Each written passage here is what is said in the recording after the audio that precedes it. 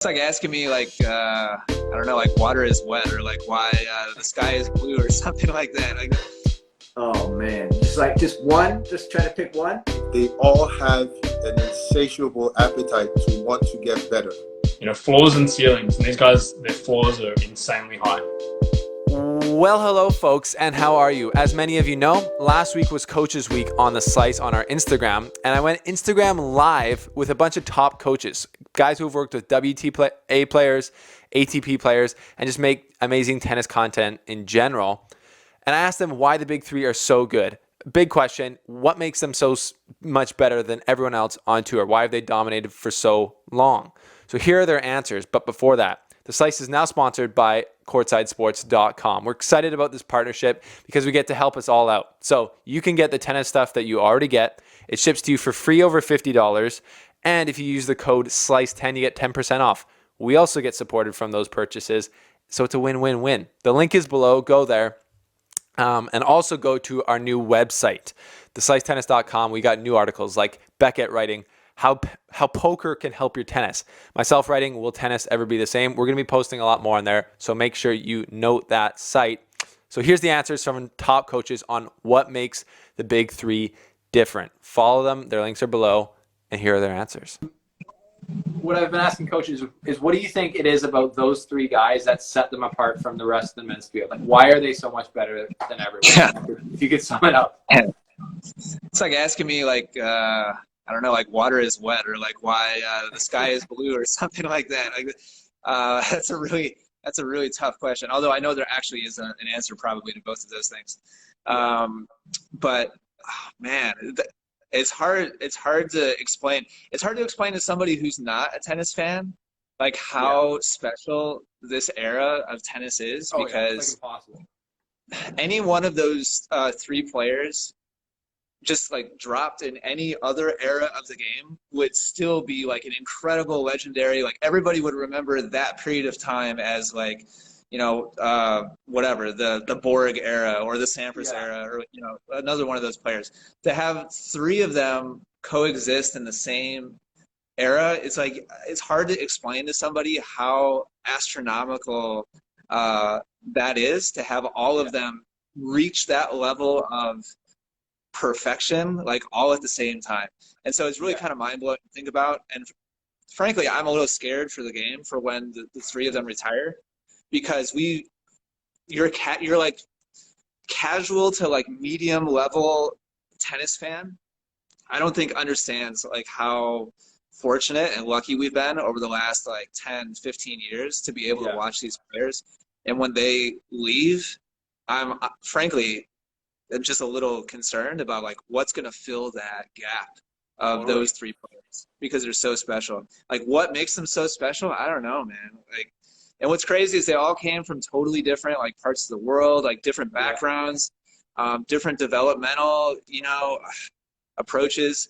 All I can really say that's maybe somewhat intelligent is they all kind of started hitting their stride as the convergence of like technology and science and player development and training, along with the technology of frames and strings, kind of all kind of converged in like the early 2000s to like mid 2000s. I feel like is when all those things kind of started hitting their stride.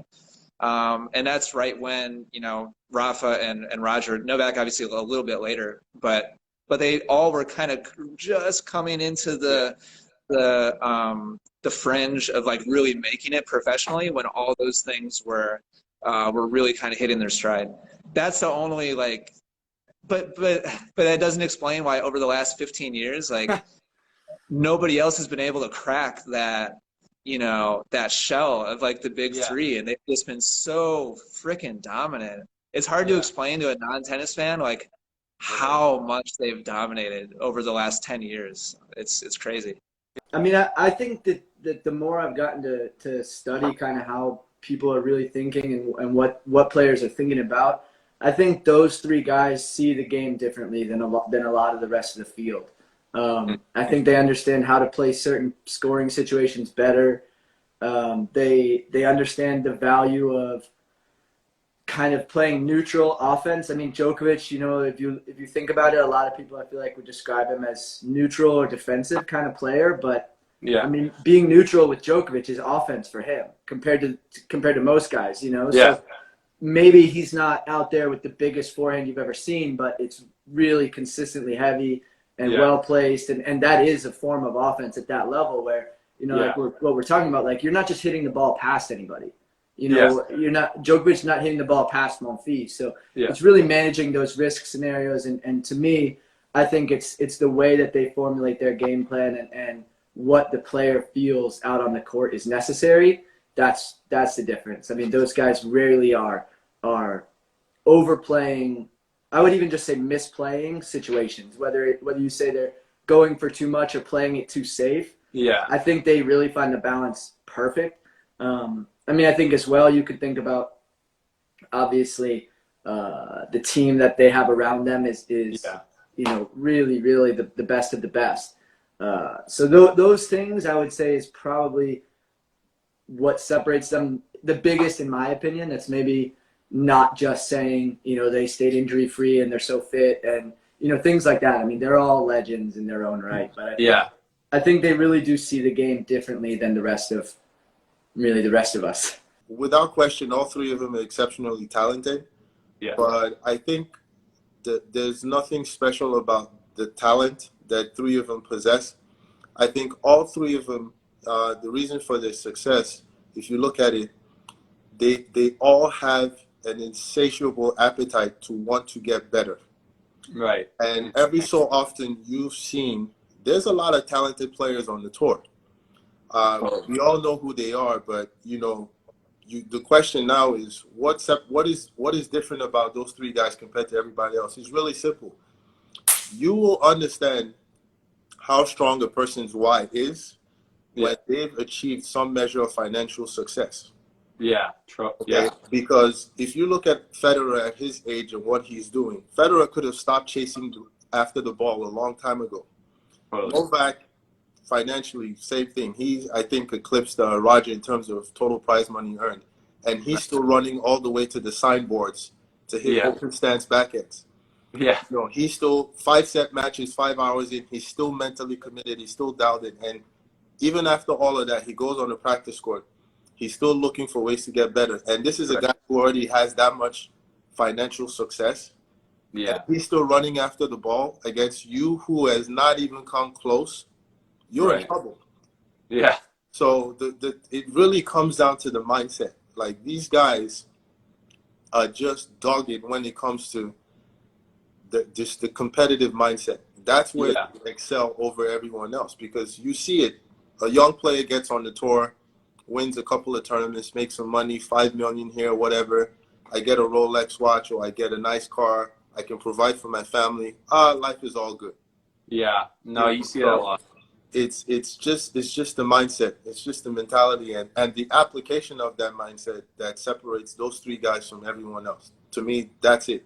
The talent level is somewhat significant, but there's nothing special about it. I mean, there's definitely an aura about those guys. I mean, I think you can relate if you've played any tournament, any tennis on tournament level, and you see the one seed.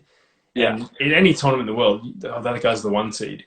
Yeah. Well, these guys are like that times a million. And I think when players go out to play them, I think they have to sort of feel like they have to redline. And redline meaning they have to play at the absolute limit of their game. I think the difference in those guys is that I talk about sort of floors and ceilings a lot. And so the floor of a player is this is the worst they're going to play. And the ceiling is the best they're going to play. I think the very best players that we're talking about, they have very high floors. Right. They don't really dip. And so my example of that is that I think like Nadal probably has the highest floor of all time. I think Federer and Djokovic have the highest ceilings. But as you know, momentum in a match, it ebbs and flows. Totally. And I think the ability to not drop below a certain level is what changes things. Because you'll see these guys will maybe lose a set here and there.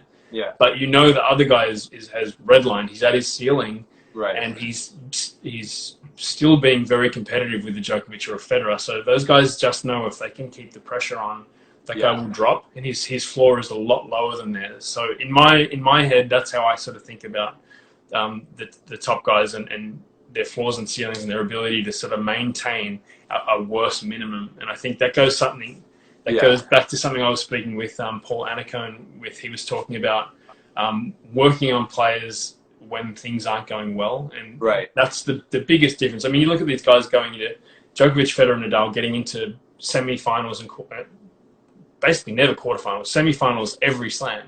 Yeah. And you know how many matches that they've played where they didn't feel very good or their serve wasn't, and they figured out a way to get through it. And that's what the best champions do. They survive one more day, and they realize maybe the next day that's where they can pick their level back up. But floors and ceilings, and these guys, their floors are insanely high. Well, thanks for watching, folks. As always, hit the subscribe button. And if you want the long form of those videos, go to your podcast app on whether Spotify or Apple Podcasts and search the Slice Tennis Podcast. We're on there. We got 3 of those interviews live on there because we lost the other 2 through Instagram complications. But anyways, thanks for supporting the Slice. Check out courtsidesports.com. Use the discount code and help make the Slice better. Thank you. We'll see you next time.